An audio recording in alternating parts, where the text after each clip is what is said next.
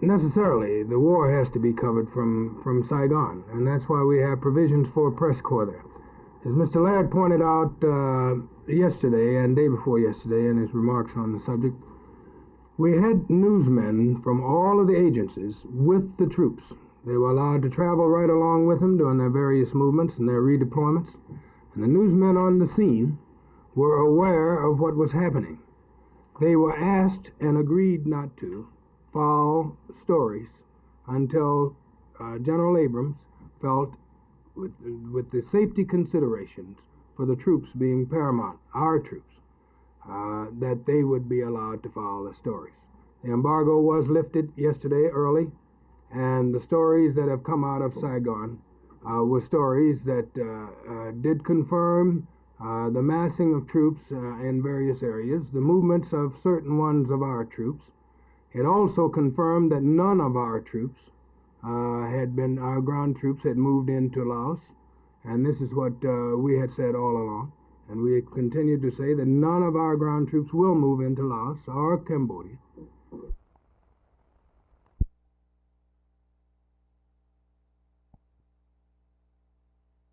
This is unit number 26 of the Dallas Transit System. It is a General Motors Dreamliner, but it is also 7 years old. It is one of the first ones purchased.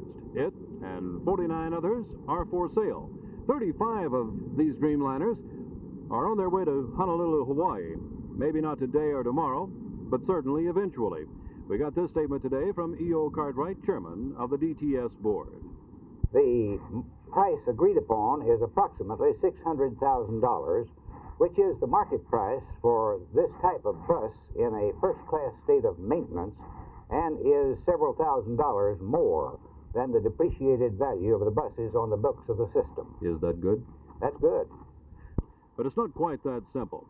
A representative of the Amalgamated Transit Union Workers told me today they have filed a complaint with the Department of Labor that they want a revision of their grievance procedures. The Department of Transportation, also in Washington, will make a grant to the City of Dallas for replacement equipment, but not until the city's differences with the union and the Department of Labor are ironed out.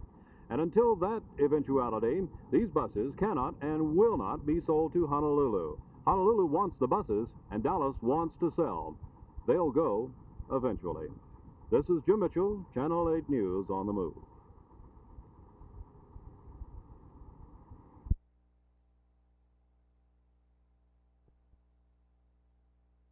Well, the drug statutes in there, and in the McNaughton rule as far as insanity is concerned, and there's just several phases of it that too numerous to mention at this time that are objectionable to law enforcement, and I'm sure that we'll have many more when we get into it.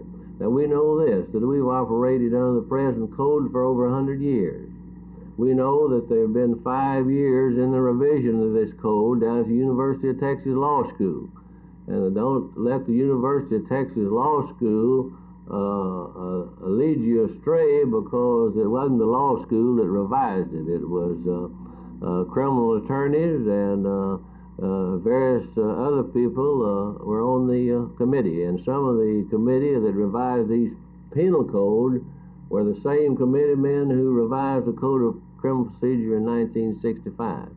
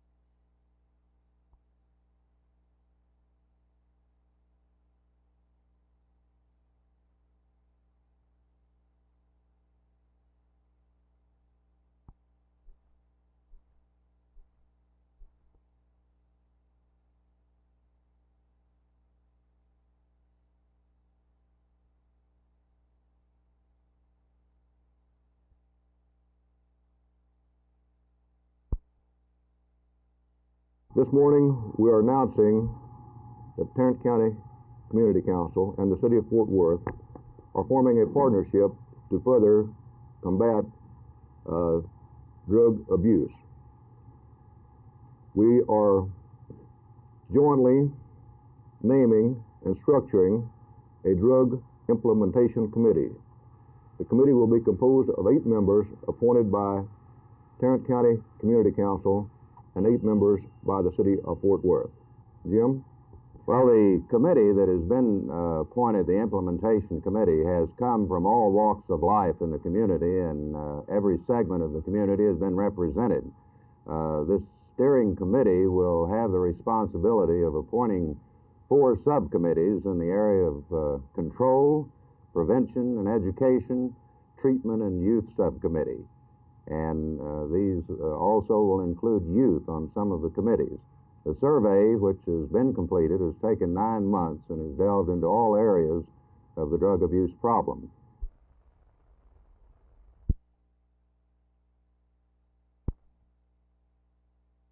About 3 weeks ago in Washington, I appeared before the Health and Welfare Council, which is a part of the United Way, and it's what it's called in Washington. And someone there said to me, "Do you think USO is a viable organization?"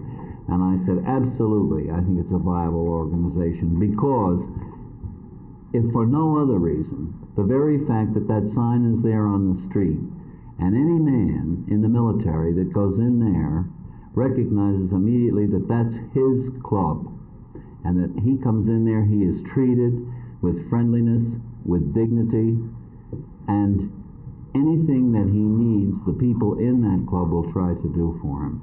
And I think so long as USO can maintain that kind of an attitude toward any servicemen, that it's a viable, very much related organization to servicemen.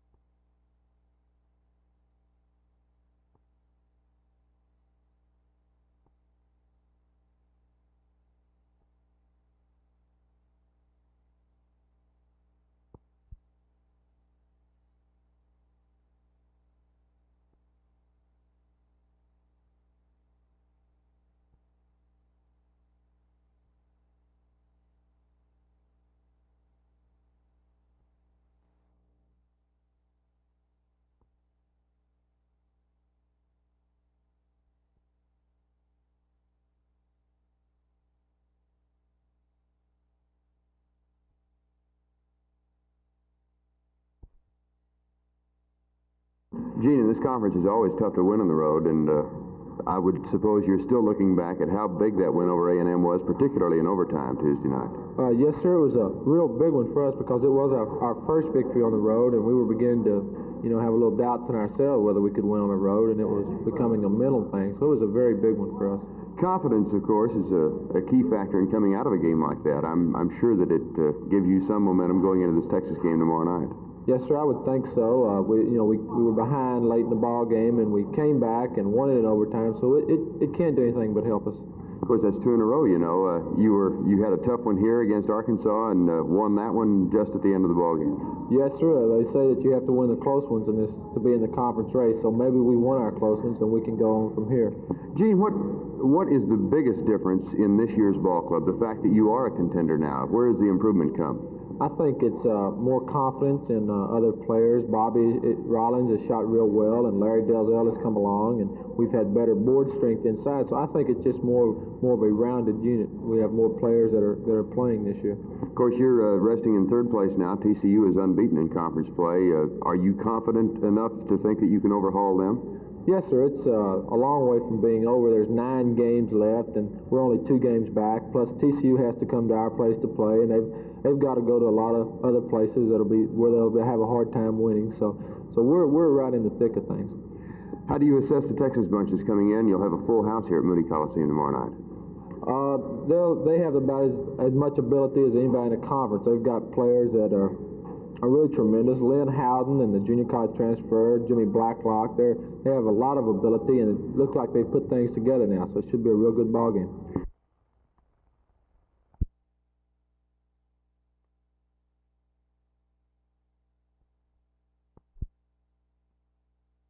That we are having problems with this airplane, but we've had problems during the development of every airplane we've ever had, especially revolutionary airplanes, and the 111 certainly introduced some revolutionary features that were far ahead of the recognized state of the art at that time. And we are having highly publicized problems with the aircraft.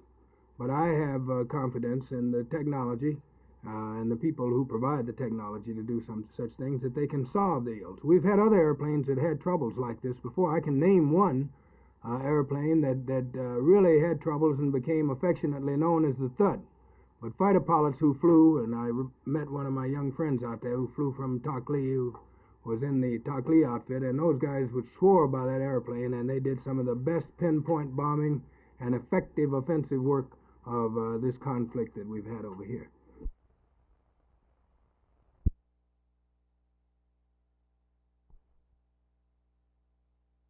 On this day of great importance, when we have a couple of astronauts walking around the moon, we're looking for a piece of trivia. We found our piece of trivia at the downtown Neiman Marcus store in Dallas, and it's a lunar watch. A lunar watch is how to tell time on the moon, and if you could read it closely enough, you'd find that it's approximately 2 loon hours past lunation plus loon 8. A loon is about a day, a loon hour is about an hour on Earth, and a lunation is about a month. Someone asked me just a few moments ago, then, does that make then a second a lunar tick? With apologies to our wonderful astronauts, I am Jerry Park.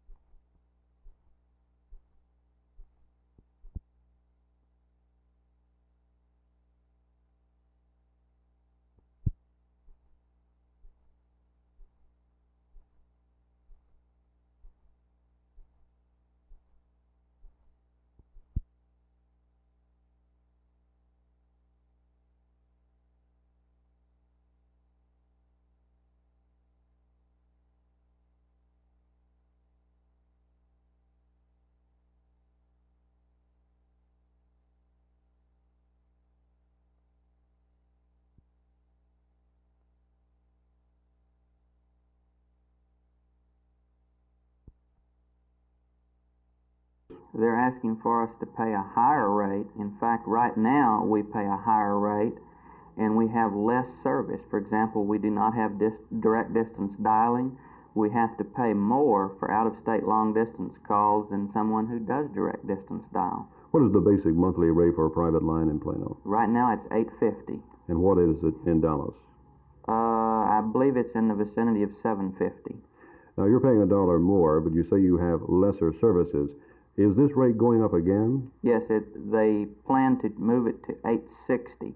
Also, in Plano, the franchise does not govern the prices of extra equipment, color telephones, extension phones, jacks, and so on. The phone company can charge the people in Plano whatever they feel they can get for these services.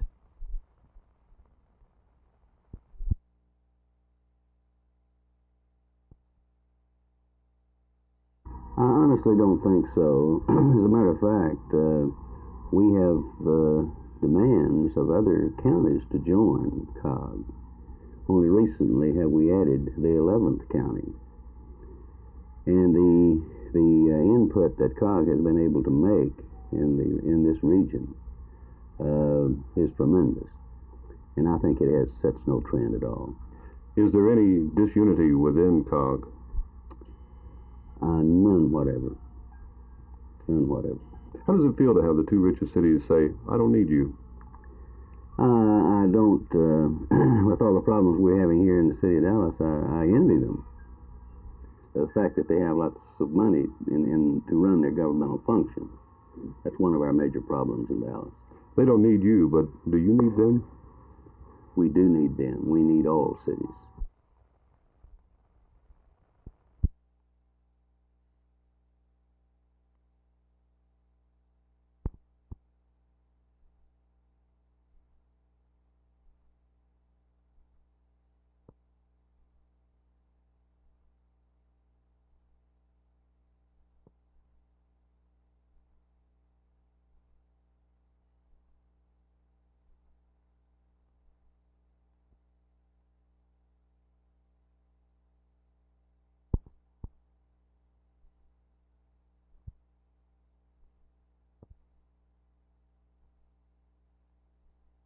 Let's just say theoretically that Bob Lilly got more cards than anybody else who's a man with great name identification. Now, Mr. Lilly's a fine fellow. Possibly he would not be qualified to be on the council because of his football activities interfering. It's always been our charter and our philosophy to pick the most qualified individuals, not necessarily the most popular individuals.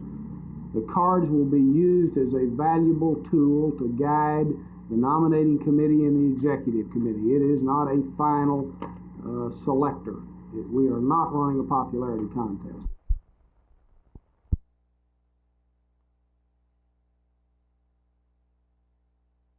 In that specific regard, we would be something less than honest if we didn't admit that our optimism about our association